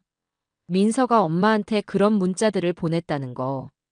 저는 말없이 유나가 미리 준비해 두었던 서류 파일에서 캡처된 문자들을 전부 출력한 종이 뭉치를 아들 앞에 내밀었습니다. 수십 장에 달하는 종이에는 민서가 보낸 저급하고 악랄한 단어들이 빼곡하게 박혀 있었어요. 현수는 떨리는 손으로 종이를 넘기기 시작했습니다. 그의 눈동자가 빠르게 움직이며 문장들을 쫓았어요. 어머니 진짜 이기적이시네요. 그깟 돈 좀 있다고 유세는 두고 보세요. 후회하게 될 줄 아세요. 같은 문장들을 읽을 때마다 현수의 얼굴은 절망으로 일그러졌습니다. 자신이 그토록 사랑하고 믿었던 아내의 민낯을 제3자의 증언이 아닌 그녀가 직접 쓴 글씨로 마주하게 된 순간이었죠. 마지막 장을 다 읽은 현수는 종이를 테이블 위에 내려놓고 두 손으로 얼굴을 감싸 쥐었습니다. 그의 어깨가 가늘게 떨리고 있었어요. 몰랐어, 정말 몰랐어, 엄마. 민서가 나한테는 엄마가 오해한 거라고, 자기는 절대 그런 뜻이 아니었다고만 했어. 나는 정말 바보같이 그 말을 또 믿었어. 아들의 목소리는 거의 울음에 가까웠습니다. 저는 아무런 위로도 하지 않았어요. 지금 아들에게 필요한 것은 값싼 동정이 아니라 이 모든 진실을 스스로 감당하고 소화할 시간이었습니다. 현수는 한참을 그렇게 앉아 있다가 힘없이 자리에서 일어났습니다. 미안해, 엄마 정말 미안해. 그는 그 말만 남기고 비틀거리는 걸음으로 가게를 나섰습니다. 저는 아들의 그 지치고 망가진 뒷모습을 보며 이제야 아들이 진실의 문턱에 들어섰다는 것을 직감했습니다. 아내의 거짓말과 자신의 어리석음 사이에서 아들은 이제 고통스러운 선택을 해야만 할 겁니다. 그리고 그 선택이 우리 가족의 미래를 결정하게 되겠죠. 아들이 다녀가고 얼마 지나지 않아 검찰로부터 형사조정에 회부되었다는 통지서가 날아왔습니다. 정식 재판에 가기 전 당사자들끼리 합의할 기회를 주는 절차라고 했어요. 유나가 선임한 변호사는 제게 참석 여부를 물었습니다. 어머님께서 굳이 나가실 필요는 없습니다. 저희 쪽에서 불참 의사를 밝혀도 되고요. 나가시더라도 합의할 의사가 없으시다는 점만 분명히 하시면 됩니다. 저는 잠시 고민하다가 직접 나가겠다고 했습니다. 이것은 제 싸움이었고 제 목소리로 끝을 맺고 싶었어요. 그리고 며느리 오민서의 얼굴을 보고 제 의지를 마지막으로 한 번 더 확인시켜주고 싶었습니다. 약속된 날 저는 유나 그리고 변호사와 함께 조정실로 향했습니다. 차갑고 딱딱한 분위기의 작은 방이었어요. 잠시 후 문이 열리고 아들 현수와 며느리 민서가 들어왔습니다. 민서는 고개를 푹 숙인 채 제 눈을 마주치지 못했고 현수의 얼굴은 모든 것을 포기한 사람처럼 잿빛이었습니다. 우리 사이에는 조정위원이라는 중년의 남자가 앉아 있었죠. 조정위원은 서류를 검토하더니 부드러운 목소리로 말문을 열었습니다. 사건 내용은 잘 봤습니다. 가족 간에 참 안타까운 일이 생겼네요. 피고소인 오민서 씨, 고소인 어머님께 하실 말씀 없으신가요? 그 말에 민서는 자리에서 일어나 제게 90도로 허리를 숙였습니다. 어머니 정말 죄송합니다. 제가 다 잘못했습니다.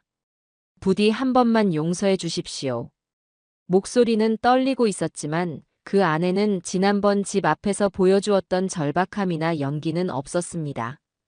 그저 모든 것을 체념한 듯한 기계적인 사과처럼 들렸어요. 현수도 옆에서 거들었습니다. 어머니, 저희가 가진 돈 전부를 위자료로 드릴게요.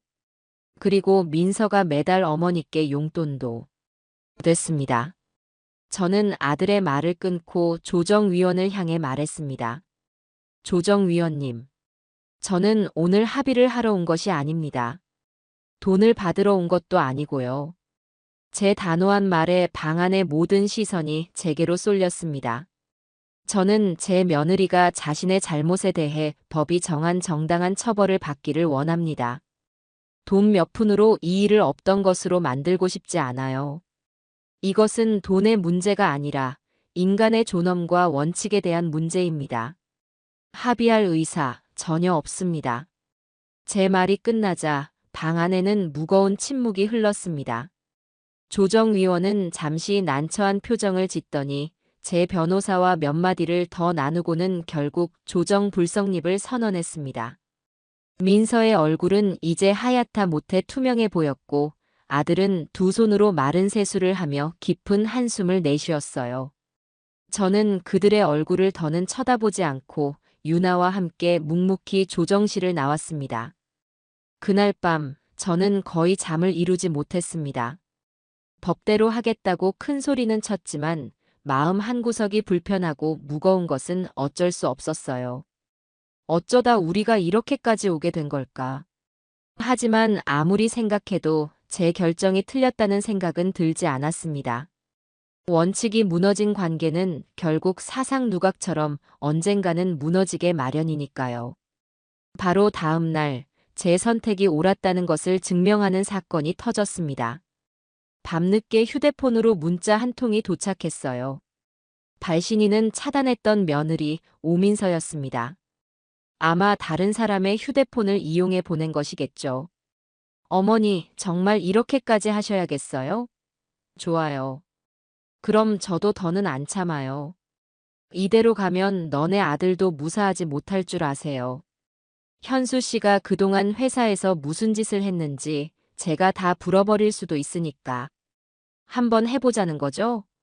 문자를 읽는 순간 저는 분노보다 실소가 먼저 터져 나왔습니다. 협박.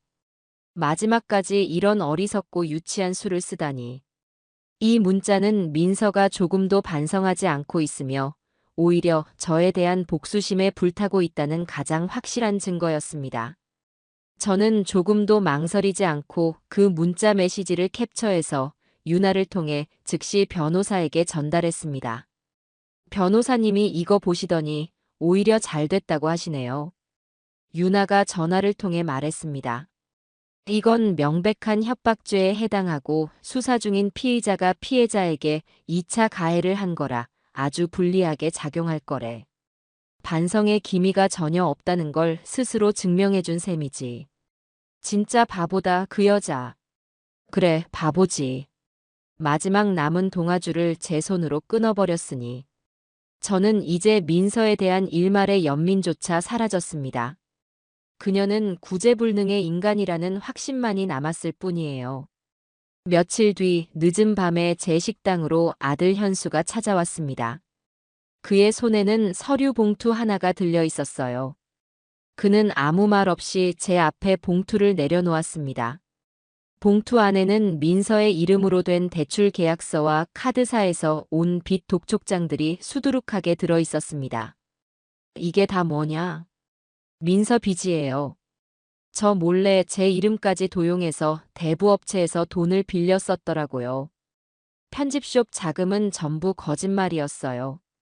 그동안 명품 사고 호텔 다니면서 진 빚 돌려막느라 필요했던 거였어요. 현수의 목소리는 텅 비어 있었습니다. 모든 감정이 소진되어 버린 사람처럼요. 그는 자신의 휴대폰을 열어 민서와 친구들이 나눈 대화 내용이라며 제게 보여주었습니다. 거기에는 우리 시어머니 완전 현금 부자야. 이번에 한몫 단단히 뜯어내야지. 멍청한 우리 남편은 내가 하자는 대로 다 해 같은 기가 막힌 내용들이 고스란히 담겨 있었습니다. 저는 더 이상 아무 말도 할 수 없었습니다.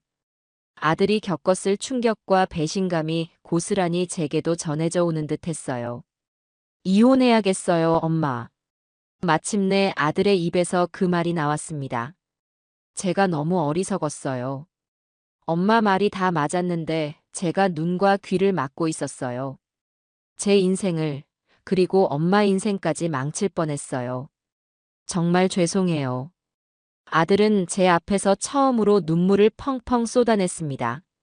아이처럼 서럽게 우는 아들을 보며 제 눈시울도 뜨거워졌습니다. 저는 자리에서 일어나 아직 온기가 남아있는 밥솥에서 밥을 퍼고 남은 반찬 몇 가지를 꺼내 아들 앞에 밥상을 차려주었습니다. 일단 밥부터 먹어라. 속이 든든해야 싸울 힘도 생기는 법이야. 아들은 눈물 젖은 얼굴로 저를 보더니 이내 숟가락을 들었습니다. 꾸역꾸역 밥을 입으로 가져가는 아들의 모습을 보며 저는 길고 어두웠던 터널의 끝이 보이기 시작했다는 것을 직감했습니다. 아들은 이제 지긋지긋한 과거를 끊어내고 자신의 진짜 인생을 시작할 준비를 하고 있었습니다. 아들이 며느리의 모든 거짓과 실체를 알게 된 후 우리 집에는 잠시 동안 숨막히는 침묵과도 같은 평화가 찾아왔습니다. 그것은 폭풍우가 지나간 뒤의 맑은 하늘이 아니라 모든 것이 부서지고 무너진 폐허 위에 내려앉은 고요함에 가까웠어요.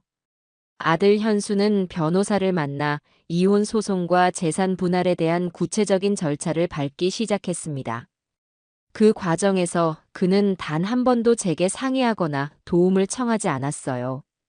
스스로의 잘못을 스스로의 힘으로 수습하려는 아들의 처절한 독립선언처럼 보였습니다. 저는 그저 묵묵히 제 식당을 지키며 아들이 자신의 길을 찾아가도록 한 걸음 물러서 지켜볼 뿐이었습니다.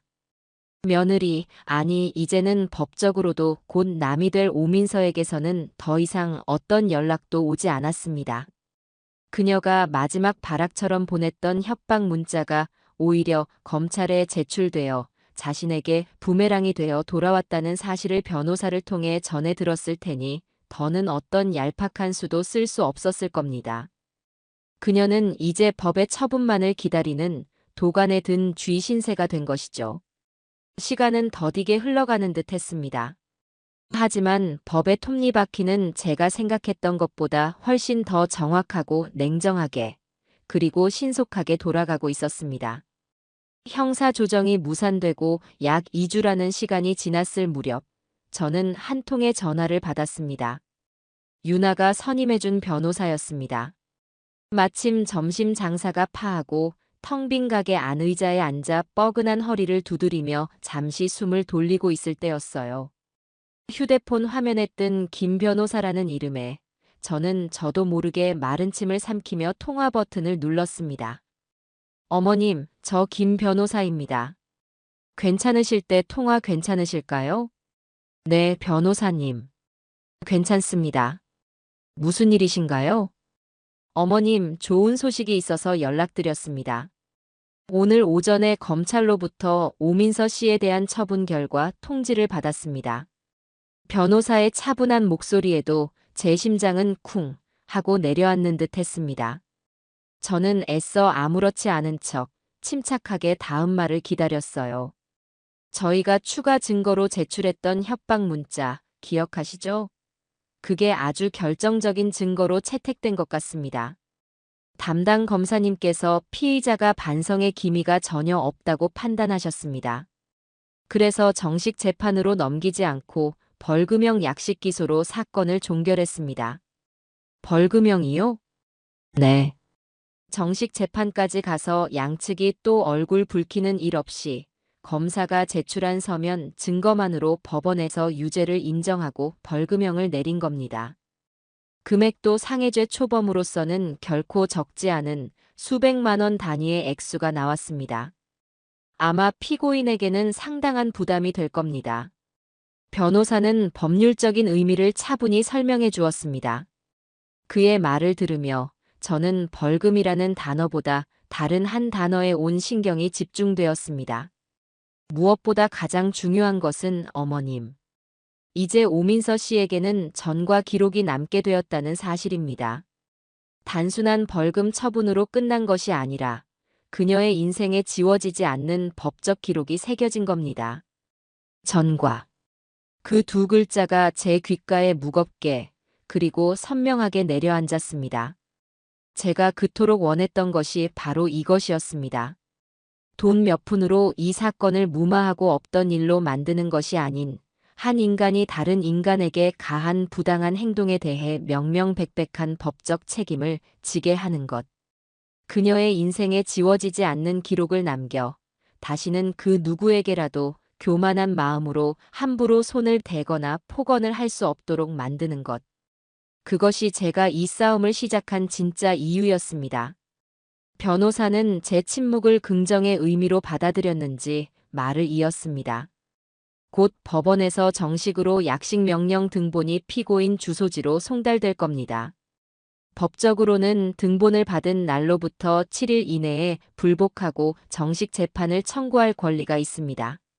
하지만 지금 저희가 가진 증거가 워낙 명백하고 오히려 추가 협박으로 인해 괘씸죄까지 적용된 상황이라 오민서 씨 측에서 정식 재판을 청구할 가능성은 거의 없다고 보시면 됩니다. 괜히 재판까지 갔다가 더 무거운 형을 받을 수도 있으니까요. 어머님, 그동안 마음고생 많으셨습니다. 정말 고생 많으셨어요. 전화를 끊고 저는 한참 동안이나 검은 화면이 된 휴대폰을 손에 쥔 채 움직이지 못했습니다. 기쁘다거나 통쾌하다는 감정보다는 제 어깨를 수십 년간 짓누르던 무거운 바위덩이를 마침내 내려놓은 듯한 아주 깊고 깊은 안도감이 밀려왔습니다. 길고 어두웠던 터널을 마침내 제 두 발로 걸어서 빠져나온 기분이었습니다. 창문 너머로 쏟아져 들어오는 오후의 햇살이 유난히 따스하게 느껴졌어요. 저는 그제야 몇 달 동안 참아왔던 숨을 한꺼번에 길게, 아주 길게 내쉬었습니다. 눈물이 핑 돌았지만 흐르지는 않았어요. 대신 조용히 자리에서 일어나 흐트러진 앞치마를 고쳐 맸습니다. 그래, 이제 저녁 장사를 준비해야지. 제 삶은 계속되어야 하니까요. 그날 저녁 퇴근한 딸 유나에게 소식을 전하자 딸은 전화기 너머에서 거의 비명을 질렀습니다. 정말? 진짜로? 와, 엄마. 대박. 내가 그럴 줄 알았어. 정의는 살아있다니까. 저와는 달리 정말 기쁘고 후련한 듯 유나의 목소리는 한껏 들떠 있었습니다. 이따 내가 케이크 사들고 갈게. 엄마, 이건 무조건 파티해야 해. 됐어. 무슨 파티야? 그냥 모든 것이 제자리로 돌아온 것뿐이야. 에이, 그게 그거지. 엄마, 이런 건 축하하는 거야. 엄마가 얼마나 대단한 일을 해냈는데. 엄마가 끝까지 안 무너지고 버텨줘서 이런 결과가 나온 거잖아. 엄마 진짜 멋져. 딸아이의 진심 어린 칭찬에 멋쩍으면서도 입가에 슬며시 미소가 번졌습니다. 그날 밤 유나는 정말로 예쁜 케이크를 사들고 가게로 찾아왔어요. 우리는 마감한 가게의 작은 테이블에 마주 앉아 케이크에 촛불 하나를 꽂았습니다. 활활 타오르는 작은 촛불을 보며 유나가 제게 물었습니다. 엄마, 후회는 안 돼. 그냥 조용히 돈 주고 끝낼 걸 하는 생각. 단 한 번도 안 했어. 저는 잠시 타오르는 촛불을 바라보다가 고개를 저으며 말했습니다. 후회? 아니, 단 한순간도 후회한 적 없어. 만약 내가 그때 돈으로 그 아이의 입을 막았다면 나는 평생을 돈으로 사람을 조종하려 했던 그 아이와 똑같은 인간이 되었을 거야. 그리고 나는 평생을 내가 돈만 주면 언제든 또 찾아올지 모른다는 불안감 속에서 살았겠지. 나는 돈으로 내 평화를 사고 싶지 않았어. 내 존엄을 지키고 내 평화를 내 힘으로 쟁취하고 싶었을 뿐이야. 과정은 고통스러웠지만 지금 나는 아주 평온해. 이게 내가 원했던 결과야. 제 말을 듣고 있던 유나의 눈가가 촉촉해졌습니다. 우리는 말없이 촛불을 끄고 케이크를 나누어 먹었습니다. 달콤한 크림이 입안에서 사르르 녹아내렸습니다. 그것은 승리의 축배라기보다는 모든 것을 함께 이겨낸 우리 모녀가 서로에게 주는 따뜻한 위로의 맛과도 같았죠. 아들 현수도 변호사를 통해 오민서의 처분 결과를 들은 모양입니다. 며칠 뒤 그는 이전보다 훨씬 더 수척해진 얼굴로, 그러나 어딘가 단단해진 눈빛으로 저를 찾아왔습니다. 그는 제게 이혼 소송 서류 뭉치와 함께 그와 민서의 공동 명의로 되어 있던 아파트의 매매 계약서를 내밀었습니다. 모든 것을 정리하고 있다는 무언의 보고였죠. 엄마, 민서 벌금형 나왔다고 들었어. 그래, 들었다. 그리고 이거. 현수가 내민 서류 뭉치 속에는 이혼 합의서 초안이 들어 있었습니다. 거기에는 재산 분할에 대한 내용이 아주 상세하게 적혀 있었어요. 아파트 매매 대금에서 민서가 진 모든 빚과 이번 형사 사건으로 부과된 벌금까지 전부 지급하고 남은 금액의 절반을 위자료 명목으로 지급한다는 내용이었습니다. 법적으로 정해진 것보다 훨씬 더 후한 조건이었어요. 이렇게까지 다 해줄 필요는 없지 않으냐? 제가 묻자 현수가 힘없이 웃으며 말했습니다. 그냥 돈으로라도 빨리 끝내고 싶어서. 그 사람이랑 더는 단 하루도 엮이고 싶지 않아. 내 인생에서 완전히 도려내고 싶어. 이건 내가 그 사람한테 주는 마지막 동정이야.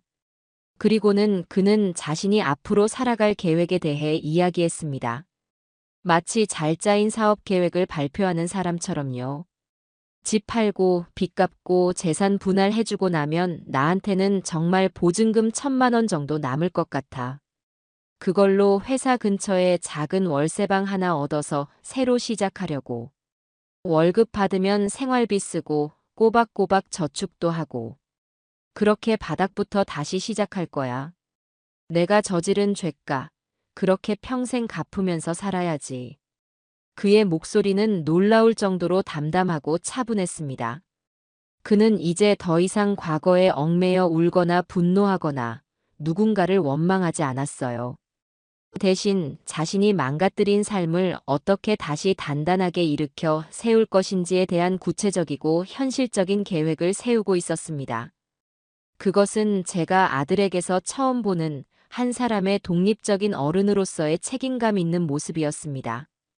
저는 아들의 그 모습에 가슴이 뭉클해졌습니다. 잘 생각했다. 모든 걸 깨끗하게 정리하고 너 자신을 위해서 살아. 엄마는 언제나 네 편이야. 그동안 엄마한테 너무 미안했어. 내가 조금만 더 현명했더라면 엄마가 그런 험한 일을 겪지 않았을 텐데. 내가 남자가 아니었어, 엄마. 지난 일이다. 중요한 건 네가 이제라도 진짜 남자가 되어가고 있다는 거야. 후회는 짧게 하고 앞으로 어떻게 살 것인지를 더 길게 고민해라. 그게 엄마한테 제대로 효도하는 길이다. 저는 말없이 일어나 그를 위해 따뜻한 밥상을 차렸습니다. 아들은 예전처럼 묵묵히 밥을 먹기 시작했어요. 하지만 이제 우리는 알았습니다. 이 조용한 식사가 우리 모자의 관계가 비온 뒤에 땅이 굳듯 이전보다 훨씬 더 단단하고 건강한 관계로 재정립되는 과정이라는 것을요. 아들은 더 이상 엄마의 치마폭에 쌓여 진실을 외면하던 아이가 아니었고, 저 또한 아들의 인생을 대신 걱정하며 살아주는 늙은 엄마가 아니었습니다. 우리는 각자의 인생을 오롯이 책임지는 동등한 어른으로서 서로를 존중하고 지지하는 새로운 관계의 첫걸음을 내딛고 있었습니다. 제가 직접 보거나 듣지는 않았지만 제 인생에서 완벽하게 지워진 전 며느리. 오민서의 세계는 그녀 자신이 그토록 공들여 쌓아 올렸던 위태로운 모래성처럼 완벽하게 무너져 내렸다는 소식을 이따금 전해 들을 수 있었습니다. 예전에 제게 걱정스런 안부 전화를 했던 그 먼 친척 아주머니를 통해서였습니다. 아주머니는 무슨 큰일이라도 전하는 양 흥분된 목소리로 제게 전화를 걸어왔어요. 영수가 세상에. 너네 그전 며느리 말이다. 동네 사람들이 다 봤다지 뭐니. 그 비싼 옷만 걸치고 다니던 애가 글쎄 우리 동네 새로 생긴 고깃집에서 불판 닦는 아르바이트를 하고 있더래. 아주머니는 뭐가 그리 재미있는지 연신 키득거리며 말을 이었습니다. 화장도 하나도 안 하고 머리는 질끈 묶고 기름때 묻은 유니폼을 입고 있는데 어찌나 초라하고 안 돼 보이던지 사람들이 처음에는 못 알아봤다지 뭐야. 손님들이 부르면 네, 네 하고 달려가는데 예전에 그 콧대 높던 모습은 온데간데 없더래. 사람들이 힐끔힐끔 쳐다보니까 창피한지 고개도 못 들고 일만 하더란다. 쌤통이다 아주. 그 이야기를 전해 들으며 제 마음은 놀라울 정도로 잔잔한 호수와 같았습니다. 고소하다거나 쌤통이다 같은 감정은 눈곱만큼도 들지 않았어요. 그저 그렇게 되었구나 하는 나와는 아무 상관없는 사람의 소식을 듣는 듯한 무감각함과 약간의 허무함만이 남았습니다. 그녀가 자신의 SNS에 전시하며 과시하던 수많은 명품 가방도 보기 좋게 플레이팅된 화려한 호텔의 음식도 그리고 그녀가 그토록 다른 사람들에게 인정받고 싶어 했던 행복한 사모님의 살도 결국은 그녀 자신의 것이 아니었습니다. 그것은 허영과 거짓, 그리고 타인에 대한 기만으로 쌓아 올린 위태로운 신기루에 불과했고 진실이라는 작은 바람 한 점에 모두 허망하게 흩어져 사라져버린 것이죠. 그녀는 이제 자신의 맨얼굴과 기름때 묻은 맨손으로 타인의 시선이 아닌 자신의 진짜 인생을 처음부터 살아내야만 할 겁니다. 그것이야말로 그녀가 저지른 모든 어리석은 행동에 대한 가장 공정하고 혹독한 대가일지도 모른다고 저는 그저 담담하게 생각할 뿐이었습니다. 모든 법적 절차가 끝나고 아들의 이혼 소송까지 마무리되자 제 삶에는 오랜만에 진짜 평화가 찾아왔습니다. 더 이상 저를 괴롭히는 전화도 문자도 예고 없는 방문도 없었어요. 저는 오롯이 제 삶과 제 식당에만 집중할 수 있었습니다. 하지만 폭풍이 핥히고 간 자리에는 깊은 상처와 흔적이 남는 법이죠. 우리 가족에게는 그 상처를 보듬고 서로의 관계를 다시 회복해 나갈 시간이 필요했습니다. 아들 현수는 이혼 후 작은 월세방을 얻어 완전히 독립했습니다. 아파트를 판 돈으로 빚을 정리하고 나니 수중에 남은 돈이 거의 없다고 했어요. 그는 다시 신입사원의 마음으로 돌아가 성실하게 회사에 다니며 자신의 삶을 재건하기 시작했습니다. 그런 아들이 선택한 화해의 방식은 말이 아니라 행동이었습니다. 현수는 주말마다 제 식당으로 왔습니다. 처음에는 어색하게 가게 문 앞에 서서 머뭇거리더군요. 저는 아무 말 없이 앞치마 하나를 던져주었습니다. 아들은 군말 없이 앞치마를 두르고 주방 구석으로 가 산더미처럼 쌓인 설거지를 하기 시작했어요. 그릇 부딪히는 소리만이 어색한 침묵을 채웠습니다. 그날 이후 주말에 설거지를 하고 무거운 쌀자루를 나르고 가게 마감 청소를 하는 것은 아들의 몫이 되었습니다. 우리는 많은 대화를 나누지 않았습니다. 밥 먹어라. 네, 엄마, 이리 줘. 무거운데 괜찮아요. 제가 할게요. 우리의 대화는 그게 전부일 때가 많았어요. 하지만 저는 알 수 있었습니다. 아들이 묵묵히 그릇을 닦으며 자신의 어리석었던 과거를 함께 닦아내고 있다는 것을요. 저 역시 아들이 따라주는 물 한 잔을 마시며 아들에 대한 원망과 서운함을 조금씩 흘려보내고 있었습니다.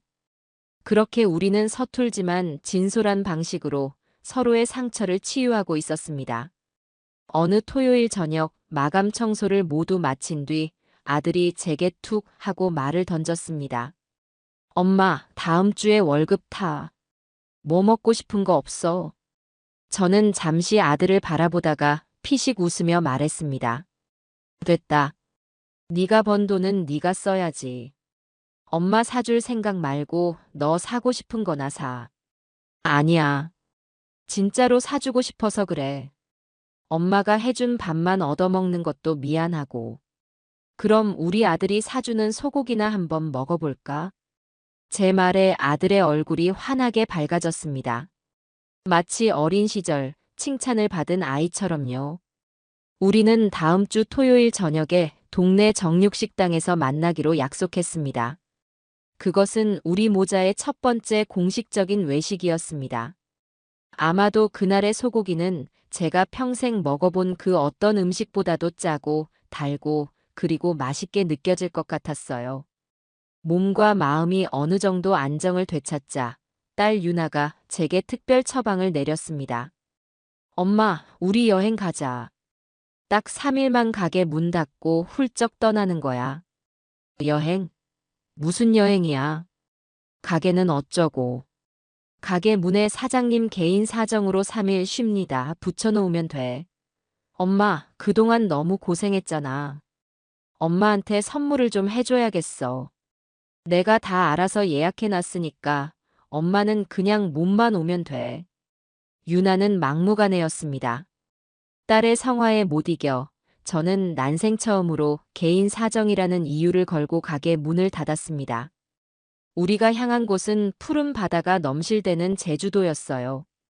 공항에 내리자마자 짭짤한 바다 내음이 섞인 바람이 제 얼굴을 감쌌습니다. 그 순간 제 어깨를 짓누르던 무거운 돌덩이 하나가 쑥 내려가는 기분이 들었어요. 우리는 유명한 관광지 대신 한적한 해변을 찾아다녔습니다. 하얀 모래사장을 맨발로 걷기도 하고 바다가 보이는 작은 카페에 앉아 몇 시간이고 파도 소리를 듣기도 했죠. 유나는 제 손을 꼭 잡고 그동안 제가 얼마나 대단하고 멋진 엄마였는지에 대해 이야기해 주었습니다. 솔직히 처음에는 좀 걱정했어. 엄마가 마음 약해져서 중간에 합의해주면 어쩌나 하고. 근데 엄마는 내 생각보다 훨씬 더 강한 사람이었어. 엄마, 정말 멋졌어. 엄마 딸이라서 자랑스러워. 딸의 말 한마디에 그동안 억눌러왔던 감정들이 한꺼번에 터져나왔습니다. 저는 아이처럼 엉엉 울고 말았어요. 기뻐서 우는 것도 슬퍼서 우는 것도 아니었습니다. 그저 모든 것이 끝나고 내 편이 여기 있다는 안도감. 그리고 나 자신을 지켜냈다는 대견함이 뒤섞인 그런 눈물이었습니다. 유나는 아무 말 없이 제 어깨를 감싸 안고 제가 울음을 그칠 때까지 조용히 기다려 주었습니다. 그렇게 한참을 울고 나니 마음속에 응어리져 있던 마지막 찌꺼기까지 모두 씻겨나가는 기분이었습니다. 제주의 푸른 바다는 제 모든 아픔과 슬픔을 기꺼이 다 받아주는 듯 했어요. 여행 마지막 날, 우리는 저녁 비행기를 타기 전 우연히 들른 시장에서 뜻밖의 소식을 접했습니다. 시장 상인들끼리 나누는 이야기를 어깨너머로 듣게 된 것이죠. 글쎄, 그 서울서 시집 왔다더네. 얼마 전에 짐 싸서 야반도주했다지 뭐야. 남편 몰래 빚을 그렇게 졌었다나 봐. 쯧쯧, 얼굴만 반반하면 뭐하노. 됨됨이가 글러먹었는데. 저는 유나와 눈을 마주쳤습니다. 굳이 이름을 확인하지 않아도 그게 누구에 대한 이야기인지 알 수 있었어요. 아마 전 며느리 민서는 벌금과 이혼 위자료, 그리고 자신이 졌던 빚의 압박을 견디지 못하고 도망치듯 사라져버린 모양입니다. 그 소식을 들은 제 마음은 놀랍게도 아무런 감흥이 없었습니다. 더 이상 그 아이는 제 인생에 어떤 영향도 미치지 못하는 완벽한 타인이 되어버린 것이죠. 그저 바람에 실려온 먼지처럼 제 기억 속에서도 그렇게 흩어져 사라질 뿐이었습니다. 우리는 제주공항을 떠나 다시 집으로 돌아왔습니다. 3일간의 짧은 여행이었지만 저는 다시 살아갈 힘과 용기를 얻었습니다.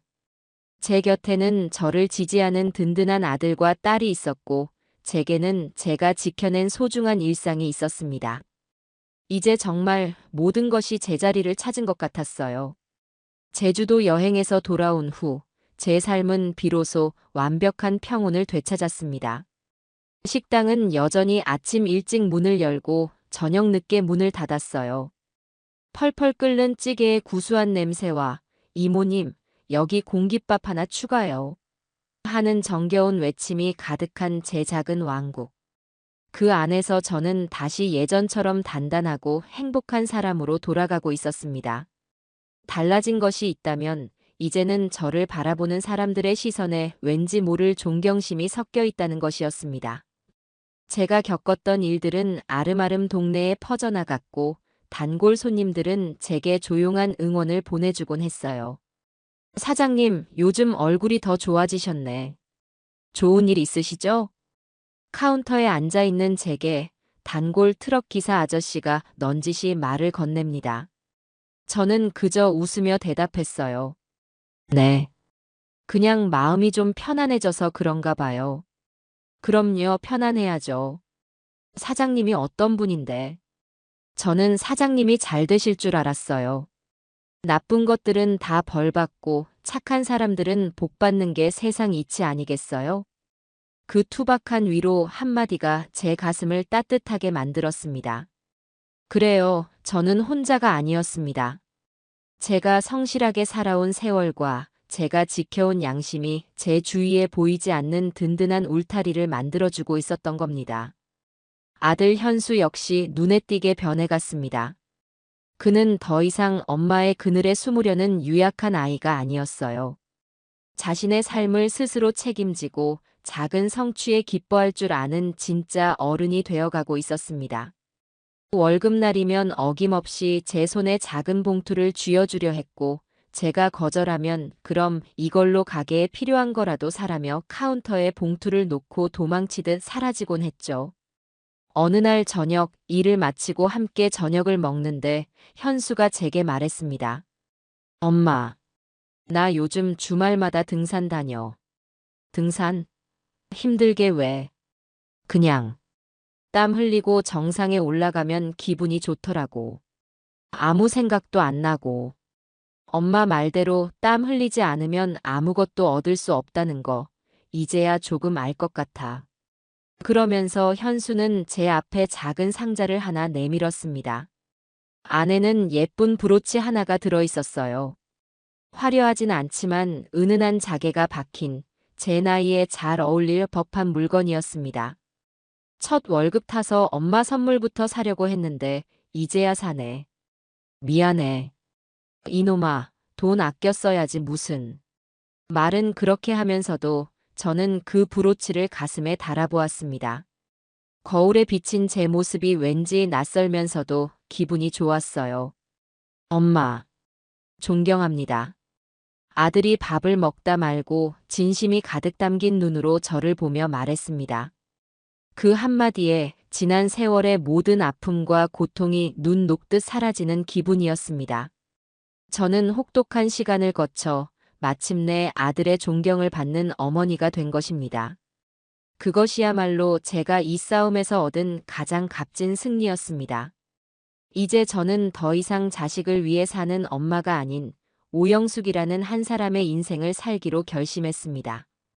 제 삶의 주인공은 바로 저 자신이어야 한다는 것을 이 모든 사건을 겪으며 뼈저리게 깨달았기 때문이에요. 가장 먼저 한 일은 오랫동안 벼르기만 했던 식당의 작은 리모델링이었습니다. 낡고 칙칙했던 벽지를 산뜻한 색으로 바꾸고 테이블보도 화사한 것으로 전부 교체했어요. 작은 화분 몇 개를 창가에 놓아두는 것만으로도 가게의 분위기가 완전히 달라졌습니다. 제 공간을 제 손으로 가꾸는 기쁨이 이렇게 큰 것인 줄 예전에는 미처 몰랐어요. 그리고 저는 제 인생의 버킷리스트 중 하나였던 꽃꽂이 수업에 등록했습니다. 매주 수요일 오후 식당 브레이크 타임을 이용해 문화센터로 향하는 제 발걸음은 소녀처럼 설레고 가벼웠어요. 처음에는 뻣뻣한 손으로 꽃의 줄기조차 제대로 자르지 못했지만 선생님의 가르침에 따라 하나씩 배우다 보니 제법 그럴듯한 작품이 만들어지기 시작했습니다. 빨간 장미와 하얀 안개꽃, 푸른 잎사귀들이 제 손안에서 조화롭게 어우러져 하나의 아름다운 형태를 만들어가는 과정은 마치 제 인생을 다시 써내려가는 듯한 경이로운 경험이었어요. 오늘도 저는 수업을 마치고 제가 직접 만든 꽃다발을 들고 식당으로 돌아왔습니다. 가게 안 카운터 제일 잘 보이는 곳에 놓인 화병에 꽃을 꽂아두니 삭막했던 공간의 생기가 가득 차오르는 것 같아요. 화병에 꽂힌 꽃들을 바라보며 저는 제 인생을 생각해 봅니다. 맵고 짜고 시고 달고 쓴맛, 그야말로 오미가 다 들어있는 인생이었죠. 남편을 일찍 여인 쓴맛, 자식들을 키우며 악착같이 버텨온 짠맛, 철없는 며느리 때문에 속이 시커멓게 타들어갔던 매운맛, 그리고 그 모든 것을 이겨내고 마침내 제 삶의 주인이 된 지금의 이 달콤함까지. 이제 저는 그 어떤 맛이 제 인생에 찾아와도 두렵지 않습니다. 모든 맛은 결국 삶을 더 풍요롭게 만드는 과정의 일부라는 것을 알기 때문이에요. 이 작은 식당, 제 인생의 모든 맛이 녹아있는 바로 이곳에서 저는 내일 또 어떤 새로운 맛의 하루가 저를 기다리고 있을지 궁금해졌습니다. 더는 두려워하지 않고 담담하게, 그리고 설레는 마음으로 내일을 기다립니다.